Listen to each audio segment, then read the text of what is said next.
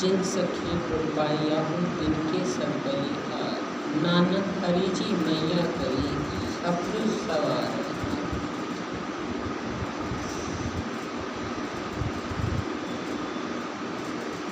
सावन में प्रीति बड़ी प्रभु से मिलने की।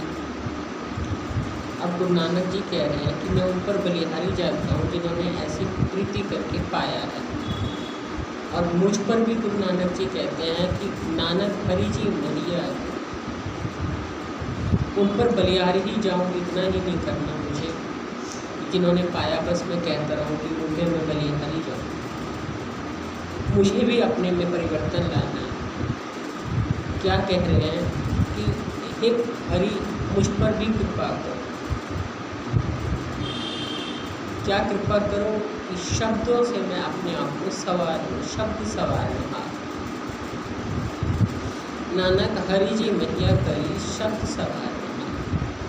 हे हरि जी, हे परमात्मा के सृष्टि नियामक, ये सब में रहने वाला हरि, हर हर में रहने वाला हरि, मुझ पर कृपा करो। ईश्वर की कृपा हमें क्यों चाहिए?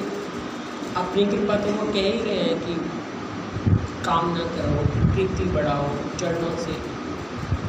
ईश्वर की कृपा इसीलिए चाहिए कि ईश्वर की कृपा होगी तो सद्गुरु मिलेंगे, और सद्गुरु मिलेंगे तो सद्गुरु के शब्दों में आस्था बनेगी, श्रद्धा बनेगी, और उसके अनुसार फिर हम वृत्ति बना पाएंगे।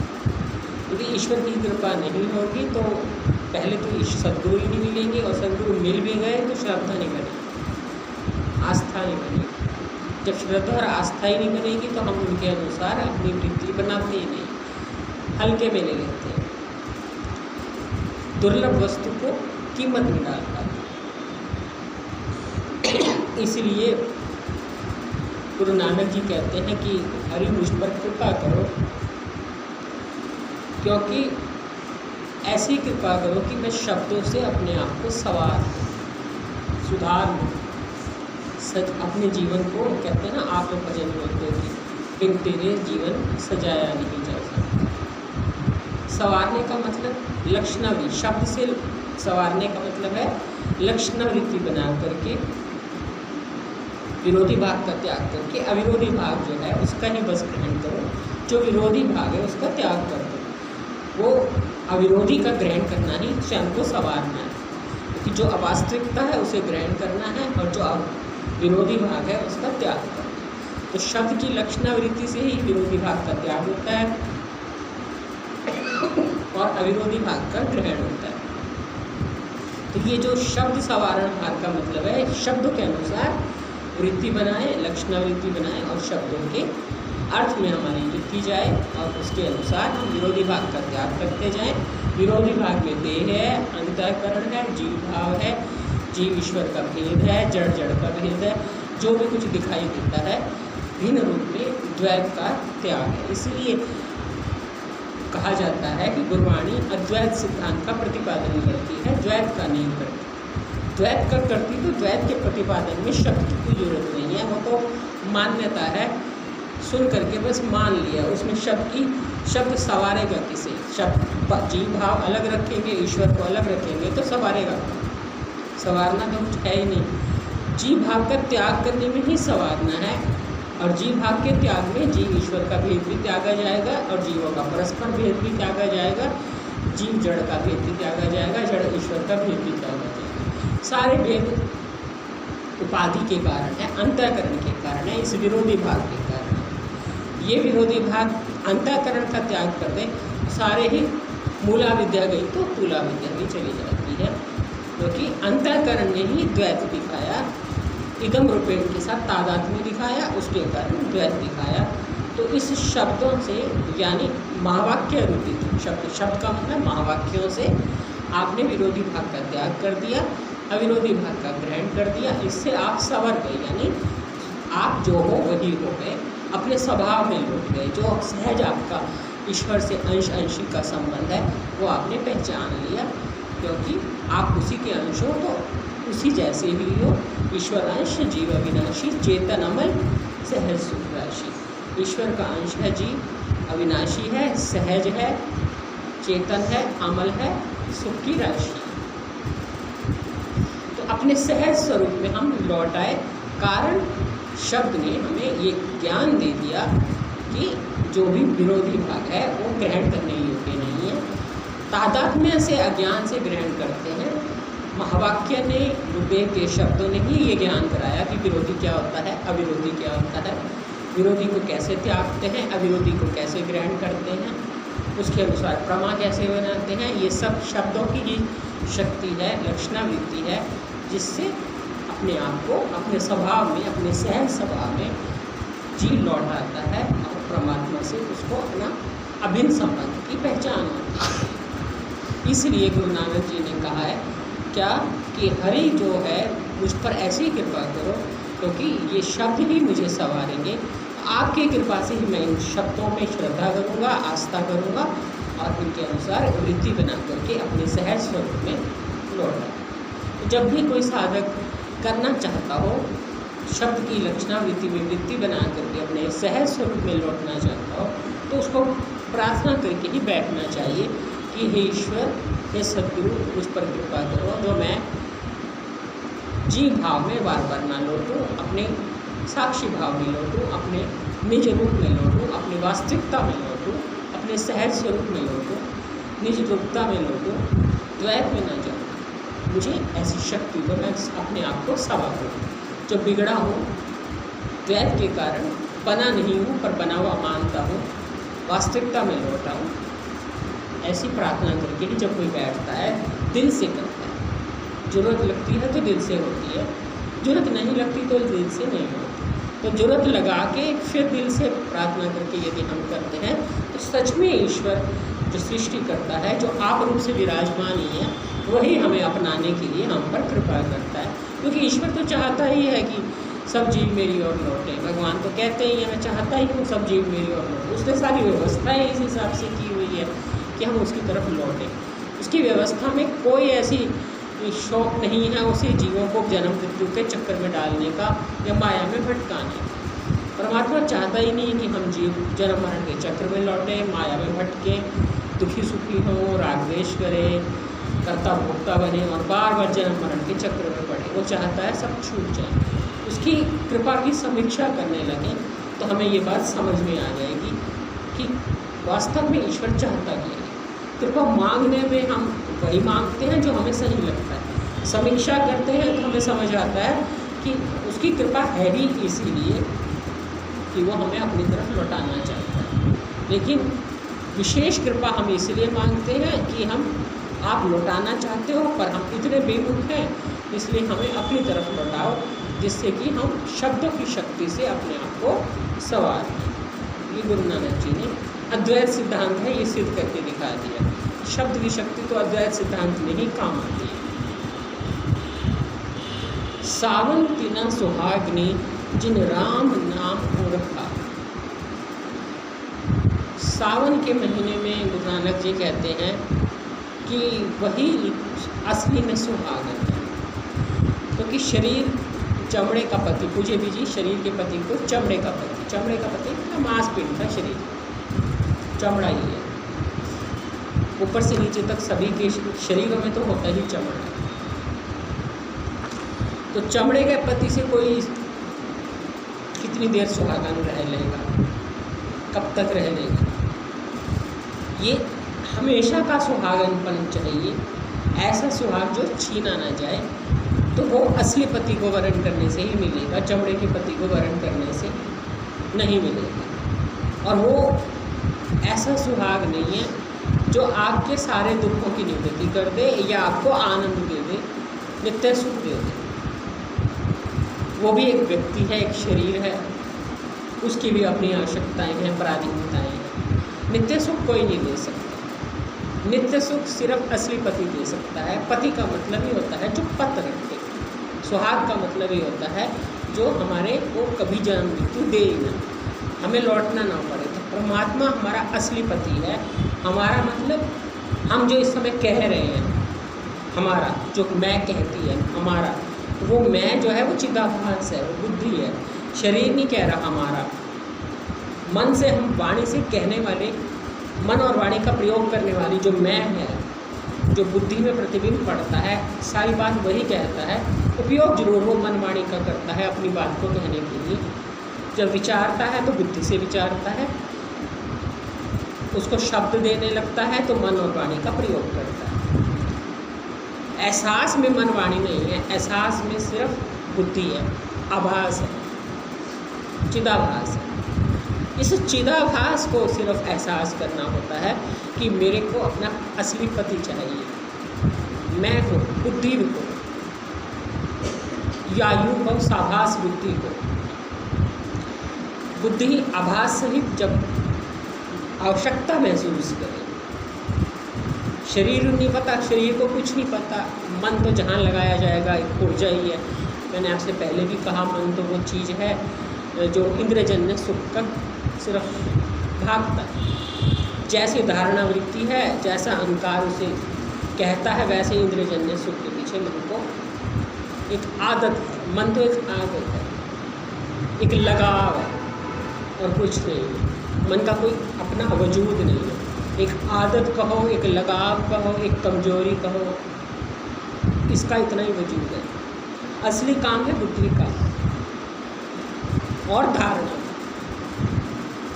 धारणा शक्ति बुद्धि को साथ लग जाए तो बुद्धि ये धारण कर लेती है कि मुझे क्या करना है। धारणा शक्ति मन के पीछे भागने लगे तो मन तो कमजोरी है, मन तो एक चंचल वस्तु है जो संसार से आकर्षित होता है, इंद्रियों का गुलाम है, इंद्रियजन्य सुख का गुलाम है, एक आदत है, एक मजबूरी है, एक स्वभाव बन गया संसार में आने जाने की। तो वो आदत को सुधारने के लिए धारणा शक्ति और बुद्धि दोनों काम करने लग जाए। बुद्धि धारणा शक्ति को अपने साथ रखे और धारणा शक्ति भी बुद्धि के कहने से चले, मन के कहने से एक आदत के पीछे ना भागे, विचार के पीछे भागे, हृदय की समझ के पीछे भागे। तो धारणा शक्ति जब ये काम करने लगती है बुद्धि की विचार शक्ति से मिल करके कि विचार क्या कहता है, समझ क्या कहती है, तो उसको एक इच्छा प्रकट होने लगती है कि मैं परमात्मा के सब को वर्ण करूं। परमात्मा मेरा असली पति है, वही मेरे पद रखेगा, मृत्यु में भी वो मेरा साथ देगा, जन्म में भी उसने मेरा साथ दिया, जीवन भी वही है मेरा, असली जीवन मेरा वही है। इसका जीवन तो मृत्यु तक है। मैं का जीवन कहाँ से आ रहा है, मैं को जीवन कहाँ से मिल रहा है, सत्ता कहाँ से मिल रही है, रह किस में रहा हूँ, स्थित किस में हूँ, उत्पन्न किस में हूँ, लय किस में हूँ।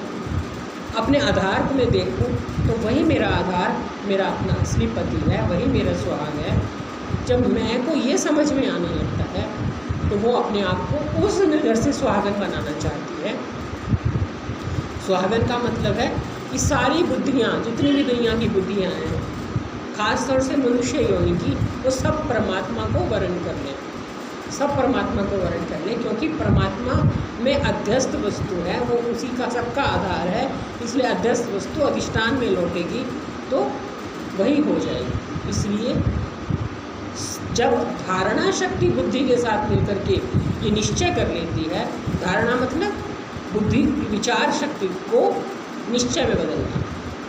विचार तो करती है पर उसको निर्धारण नहीं कर पाती, निश्चय नहीं बदल पाती, जिद नहीं पकड़ती, बार बार उस चीज़ को अपनी जिद में नहीं लाती, निश्चय में नहीं लाती, उसका प्रण नहीं लेती, उसको आज्ञा मान करके, प्रतिज्ञा मान करके, निश्चय मान करके, किसी तरह भी करके धारणा शक्ति बुद्धि को प्रेरित नहीं करती कि मेरा यही काम है, यही लक्ष्य है, मैं साधक हूँ या मैं परमात्मा से बिछड़ी हुई एक जीवात्मा हूँ, मुझे वापस उसी में मिलना है। बिछुड़ इसलिए गए, किसी ने बिछोड़ दिया नहीं है। देह के अंतःकरण के तादात्म्य से बिछोड़ महसूस करते हैं, तादात्म्य छोड़े तो वही हो जाएंगे। इसलिए सुहागन का मतलब हमेशा देह को भूल करके अंतःकरण के सिर्फ बुद्धि को, विचार शक्ति को और धारणा शक्ति को पकड़ के मैं ये धारण कर लूँ कि मेरा सुहाग परमात्मा है, मुझे उसी के साथ अपने आप को वो मेरा वर्ण कर ले तो मैं सुहागन हो जाऊंगी। तो गुरु नानक जी ने पहले ही कह दिया कि सावन सर से काम नहीं, और अब यहाँ कह दिया सावन तिना सुहागनी जिन राम नाम उरहार। वही सुहागन है, वही बुद्धि सुहागन है।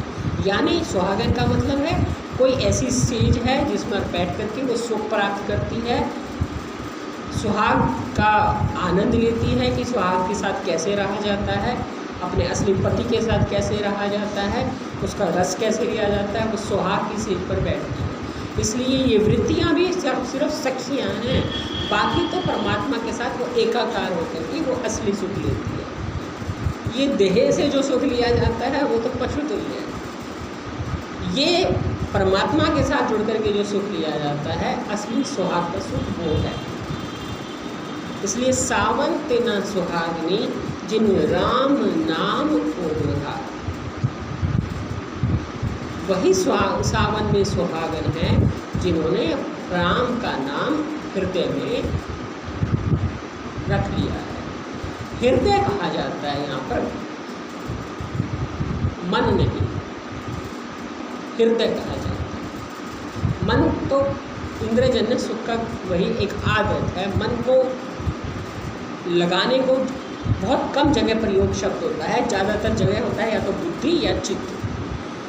चित्त की जगह पे गुरु नानक जी हृदय शब्द प्रयोग करते हैं।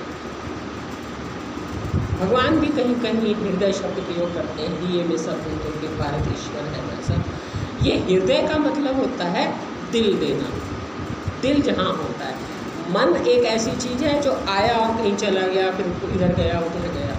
दिल वो चीज़ है जो लगाव करता है, जिसको हम सामान्य भाषा में चित्त कहते हैं। इसको थोड़ा समझिए, ये चित्त को समझना बड़ा ज़रूरी है, क्योंकि आप जब व्यवहार में मनन करते होंगे या कुछ ध्यान आता होगा, आपके भी कभी ध्यान आ जाता होगा कि हम भी परमात्मा से जुड़े, और आप कहते होंगे हम मन नहीं लगता, हमारा मन ही इधर उधर भागता है। तो मन से तो उम्मीद बहुत कम करनी चाहिए कि वो इधर लगे। दिल लगाना चाहिए, चित्त लगाना चाहिए। दिल लगाने का मतलब है कि दिल एक ऐसा पुर्जा है जो जहाँ लग जाता है वहाँ फिर मन को भी लगना ही पड़ता है, मन मना नहीं कर पाता। अब दिल लगने का मतलब ये है कि दिल लगे कैसे, क्योंकि सुहाग मिलेगा उसको जो हृदय में राम नाम को रख लेगा। अब हृदय में राम नाम को रखना, दिल लगे, दिल कैसे लगे, दिल कैसे कहाँ लगता है, ये थोड़ी सी कमजोरियाँ मैं आपको दिखाना चाहूँगी, क्योंकि आज समय है। समय के हिसाब से हम बात बढ़ा भी सकते हैं, थोड़ी सी घटा भी सकते हैं। थोड़ा सा दिखाना चाहते हैं। एक तो जैसे अभी आपसे कहा कि हमारी धारणा शक्ति बहुत काम करती है। हम धारणा शक्ति को विचार शक्ति यानी बुद्धि के साथ लगाएं। धारणा शक्ति एक आदत, मन की आदत यानी इंद्रजन्य सुख की आदत के पीछे ना जाए, उसको रोके रखें कि ये मन जा रहा है इंद्रजन्य सुख के पीछे, मेरा ये लक्ष्य नहीं है। ये विचार करके धारणा शक्ति कहे कि मुझे ये नहीं चाहिए। मन जा रहा है होगा, वो आकर्षित हो रहा होगा, मुझे नहीं चाहिए।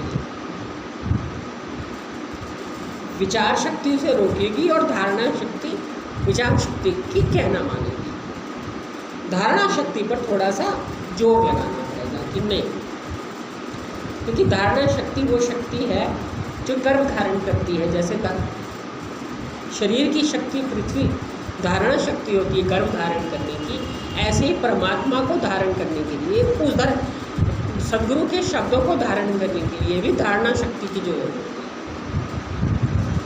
धारणा शक्ति यानी ग्रास्पिंग पावर, जिसे हम आमतौर से कह देते हैं, ग्रैब करने की ताकत। अब देह की धारणा शक्ति अलग चीज़ है, बुद्धि की धारणा शक्ति अलग चीज़ है।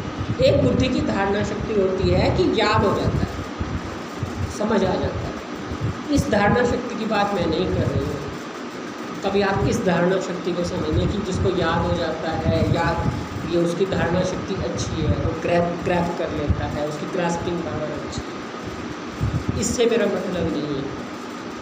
यहाँ जो बात आ रही है, राम नाम को हृदय में धारण करेगा जो, वही जो है सुहागत होगा।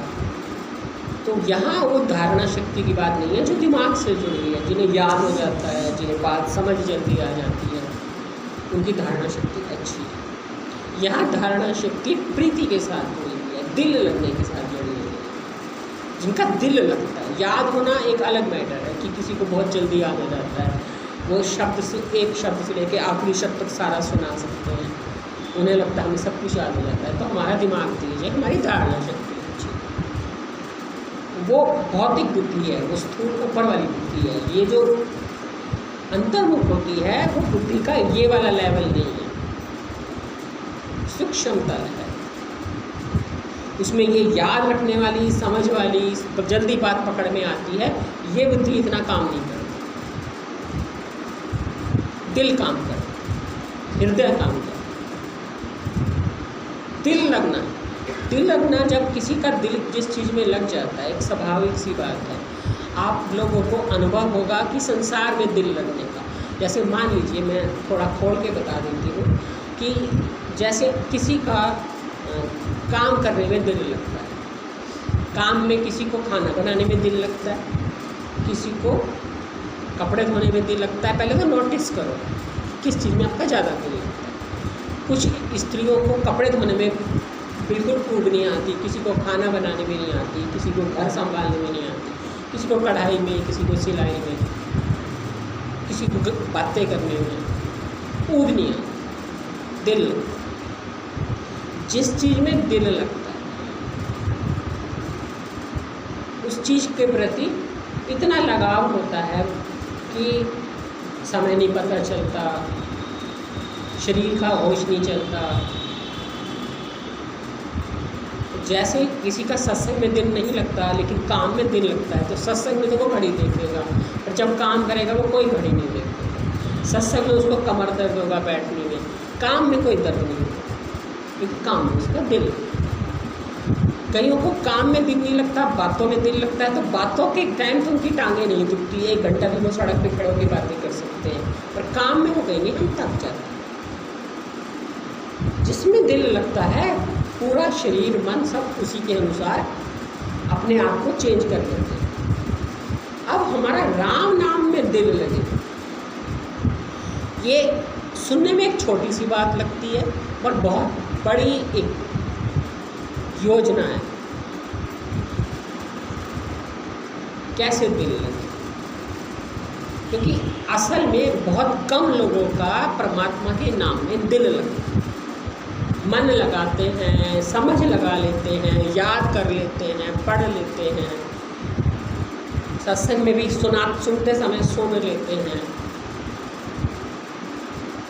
4 शब्द इधर से इधर पास कर लेते हैं। दिल लगना एक अलग चीज़ है, और बिना दिल लगे हम, जो अभी मैंने आपसे कहा कि शब्द में की शक्ति जो है वो हमें संवारती है, तो हम इस शब्द की शक्ति का प्रयोग नहीं कर पाते क्योंकि हमारा दिल ही नहीं लगा।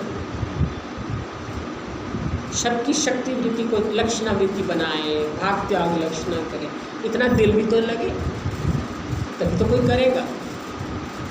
तो दिल नहीं लगता 99.99% लोगों का दिल नहीं लगता। दिल लगने में पहला कारण तो ये है कि हमारा ईश्वर में ही, परोक्ष ईश्वर में भी इतना कोई खास रुचि नहीं है। उसकी वस्तुओं में तो रुचि है, दात में तो रुचि है, उस दाता में कोई खास रुचि नहीं है। पहला कारण, दात में सबको रुचि है, उसने क्या दिया, उसने रिश्ते दिए, बच्चे दिए, शरीर दिया, सारे दात में रुचि है। दाता में रुचि नहीं है। दात क्या रहता है? दाता रिस्क है। पहला रीज़न, ध्यान से सुनना, शायद ये बात जीवन में मैं दोबारा कभी बताऊँ ना, मौका पड़े ना। पहला रीज़न है दाता में कोई रुचि नहीं है, दात में रुचि है। कृतज्ञता का स्वभाव ही नहीं है। वो स्वभाव हर जगह होगा। जो ईश्वर को, दाता को याद नहीं करता, वो किसी को भी कुछ देगा भूल जाएगा। खुद का दिया याद रहेगा, कोई उसे देगा उसे याद नहीं रहेगा, किसी का किया उसे याद नहीं रहता। स्वभाव ही ऐसा। मनुष्यों का तो थोड़ा बहुत कर भी लेगा, लेकिन दाता को उतना महत्व नहीं देता कि सब कुछ दाता ने दिया। शरीर के अंग अंग को देखो तो ये पता लगे कि दाता ने क्या क्या दिया। कैसे माँ के गर्भ में बनता है, ये सब समझाने की बात नहीं है। दाता में रुचि हो तो सब अपने आप समझ में आ जाए। तो पहला रीज़न है कृतज्ञता का स्वभाव नहीं है, दाता में कोई रुचि नहीं है, उसकी दात में रुचि है। दाता में जिसे इंटरेस्ट है, दाता में जिसे रुचि है, दाता को जो हर समय शुक्रिया अदा करता है, उसके प्रति कृतज्ञता दिखाता है, तो दिल लगने का पहला कारण ये होता है, दाता में रुचि, कृतज्ञता का स्वभाव, हर समय उसका शुक्रिया, मुंह से नहीं, दिमाग में, एहसास में शुक्रिया, जिसे हम सामान्य रूप से कहेंगे कृपा की समीक्षा करो। हर समय कृपा देखो, उसकी कृपा समझो, शिकायत कम करो, शुक्रिया ज़्यादा करो। और शुक्रिया भी करते हैं ये भी एहसास मत करो कि हम शुक्रिया करते हैं। खुद को इसमें भी विशेष ना बना लो कि हम शुक्रिया करते हैं। ये विशेष बना लिया तो फिर दाता में इंटरेस्ट कम, खुद में इंटरेस्ट ज़्यादा हो गया, खुद की महत्व ज़्यादा हो गया, दाता का महत्व फिर कम कर दिया, क्योंकि शुक्रिया करने वाला को बड़ा बना दिया। वो है ही इतना महान कि उसकी शुक्रिया करना बनता है।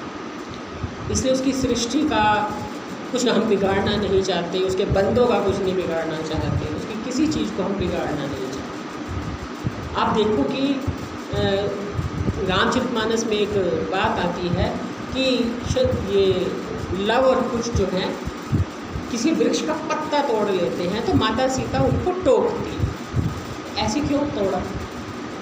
उस सृष्टिकर्ता की सृष्टि को क्यों छेड़ा, क्यों बिगाड़ा? तो सृष्टिकर्ता की हर वस्तु को आदर देना, क्योंकि दाता ने बनाई है, दाता की वस्तु है, दाता का शुक्रिया, उसकी सौंदर्यता है, उसका ज्ञान है, उसका विज्ञान है, वो सौंदर्य, उसने सब जगह सौंदर्य बिखेरा हुआ है, हम उसे बिगाड़ नहीं सकते। तो दाता को हर तरह से कृतज्ञता दिखाना, आचरण से, भावों से, विचार से। पहला कारण ये है। दिल न लगने के मैं कारण बता रही हूँ। दूसरा कारण है, जब से पैदा हुए, बड़े हुए, परवरिश हुई, समझदारी आई, तो समझदारी की ये हमने डेफिनेशन सीख ली कि शरीर के बारे में सोचना, इसके सुख के बारे में सोचना। हमें समझदारी की ये परिभाषा से बड़ा किया गया।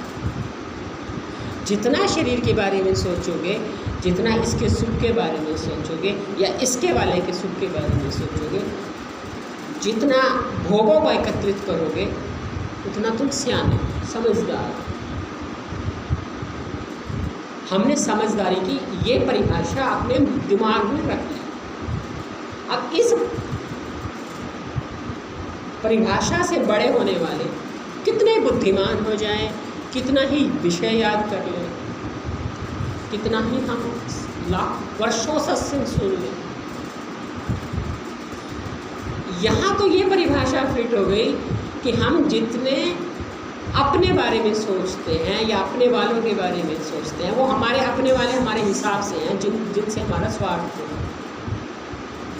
उतना ही जिनसे हमारा मोह, हमारी ममता हो या हमारा स्वार्थ हो, उतने हम समझदार। वो बेवकूफ़ हैं कि दूसरों के बारे में सोचते हैं। ये परवरिश में संस्कार जिनके गहरे हैं, या इसी संस्कारों से जो पले हैं वो कितने भी बाहर से सीधे दिखते हैं, पर यदि इस संस्कार से पले हैं तो उनका अंतःकरण कभी शुद्ध नहीं हो सकता, क्योंकि उनको तो सिर्फ देह दिखती है या ममता के विषय दिखते हैं, अपना पराये का भेद बड़ा गहरा होता है, और अपने पराये के भेद खड़ा करने वाला सृष्टिकर्ता को से कैसे प्रेम कर सकता है? उसका प्रेम ही इतना सीमित है और देह उसमें मुख्य है, तो वो अंतःकरण जो है परिच्छिन्नता में, वृष्टि भाव में ज़्यादा रहता है, और जिनका अंतःकरण परिच्छिन्नता या वृष्टि भाव में ज़्यादा रहता है उनका राम के, भगवान के नाम में दिल नहीं लगता, वृष्टि भाव में ही दिल, देव के संबंधों में ही दिल, वहीं प्यार आता है, वहीं आकर्षण आता है, क्योंकि सारी अकल समझदारी उन्हें समझाती यही है कि यही बस असली है, अपने हैं बस। तो ये समझ लेकर के जो जितना बड़ा होता है, ये जिसके घर में जितना जैसा माहौल है, किसी के यहाँ 90% है, किसी के यहाँ 80 है, किसी के 70 है, किसी के 60 है, जितना ज़्यादा जिनके है वो बातें कितनी भी बड़ी कर रहे हैं, पर समझ तो यदि उनकी ये कहती है कि नहीं, अपने तो अपने ही होते हैं, शरीर के अपने अपने होते हैं, बाकी दुनिया गैर है, उनको परमात्मा के नाम में दिल नहीं लगता, लग नहीं सकता, वृष्टि भाव लगने नहीं देगा, वो कोशिश करे तो भी नहीं लगेगा, ईश्वर दया ही नहीं करेगा, उसकी दया आ नहीं पाएगी, तो डाल भी दे तो हमारा वृष्टि भाव से रोक देगा। तीसरा कारण बताओ,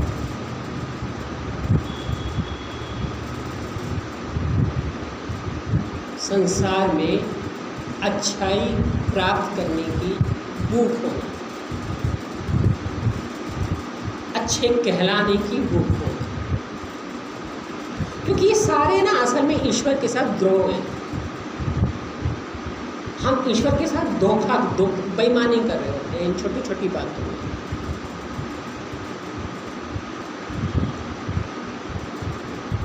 अपने आप को अच्छा कहलाने की भूख, अच्छा सिर्फ ईश्वर है, हमें अच्छा कहलाने का कोई अधिकार ही नहीं है। क्यों नहीं है? आपको बड़ा अजीब लग रहा होगा मैं क्या बोले जा रहे हैं, पर मेरा ये बहुत गहरे रिसर्च है। अच्छा कहलाने की भूख एक प्रकार से ईश्वर के साथ ये भी बेईमानी है।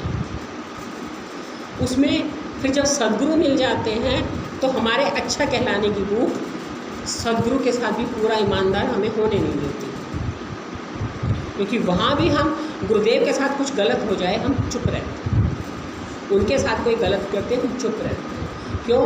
क्योंकि हमें अपनी ज़्यादा चिंता रहती है कि हम अच्छा कहलाएं। इस वजह से हम सद्गुरु और ईश्वर की कृपा से वंचित हो जाते हैं।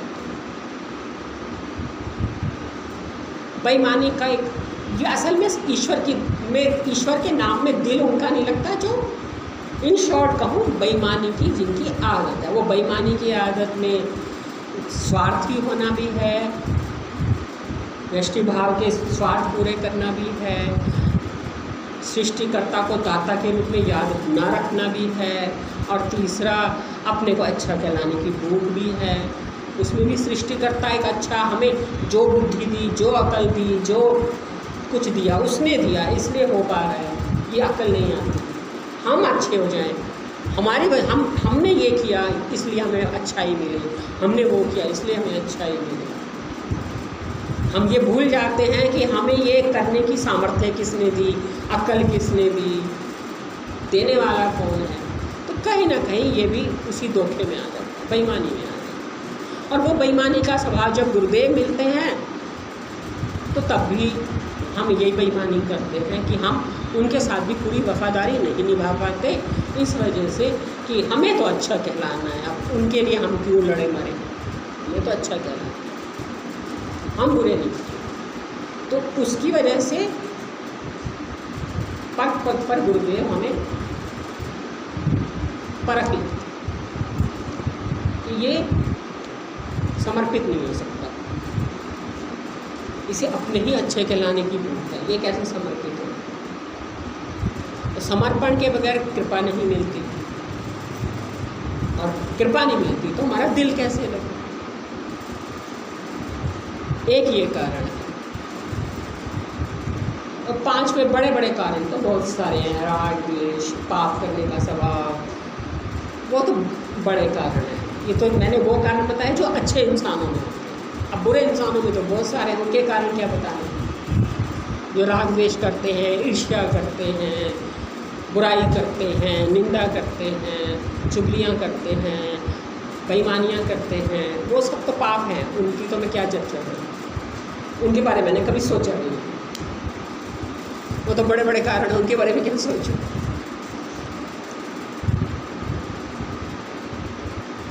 मुख्य ये कारण है, वो भी उन लोगों में है जो अच्छे इंसान हैं। अब जो राग द्वेष करते हैं, निंदा करते हैं, चुगली करते हैं, या किसी का पैसा मार लेते हैं, या लोभी हैं, या पापी हैं, कपटी हैं, उनको थोड़ी ना मैं कहूँगी कि तुम्हारा दिल में मन नहीं लगता। उनको तो पाप में दिल लगता है, उनकी तो क्या बात करो, उनकी तो बात ही नहीं करनी। उनके बारे में मैंने कभी विचारा नहीं, ना मेरा ध्यान गया। मेरा ध्यान उनके ऊपर गया जो मैंने अपने गुरुदेव के समीप रह के सीखा है कि गुरुदेव क्या चीज़ पसंद करते, क्या चीज़ नहीं पसंद करते। मैं ये मानती हूँ जो मेरे गुरुदेव पसंद करते वही मेरा ईश्वर पसंद करता है, क्योंकि ईश्वर के प्रतिनिधि ही होते हैं गुरुदेव, उनका ही प्रतिनिधित्व करते हैं। इसलिए गुरुदेव को क्या पसंद है, ये जितना मुझे समझ आया, तो जो हर पल परमात्मा की दया को मानता है, खुद को कभी गलती से भी ये नहीं मानता कि मैं दयालु हूँ, मैं दया करता हूँ, मैं देता हूँ, ये करता हूँ, मैं वो करता हूँ, इसे शर्म आती। इसमें पहला लक्षण ही लज्जा है। साधक का पहला लक्षण ही लज्जा है। लज्जा, दया, कीर्ति। कीर्ति का मतलब है इसी लज्जा की वजह से कीर्ति, कीर्ति की भूख से कीर्ति नहीं, विनम्रता से की वजह से। एक विनम्रता होती है अच्छा कहलाने के लिए, थोड़ी भी। तो जब हम जितना ज़्यादा वास्तविक जीवन जीते हैं, उतना ही हमारा परमात्मा में दिल लगता है। जितना हम नकली जीवन जीते हैं, उतना हमारा उसके नाम में दिल नहीं लगता। बाकी छोटी छोटी चीज़ें तो ठीक करनी पड़ती हैं, दिल लगने के बाद भी करनी पड़ती हैं। जिनका दिल लगता है उन्हें भी ठीक करनी पड़ती है।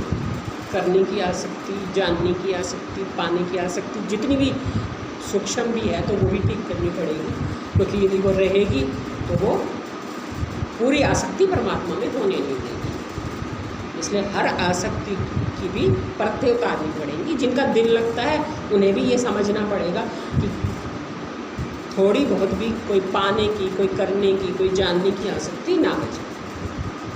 तो वो परमात्मा की आसक्ति से कम भी होती हैं और करनी भी पड़ती है, दोनों साथ साथ ही चलते हैं।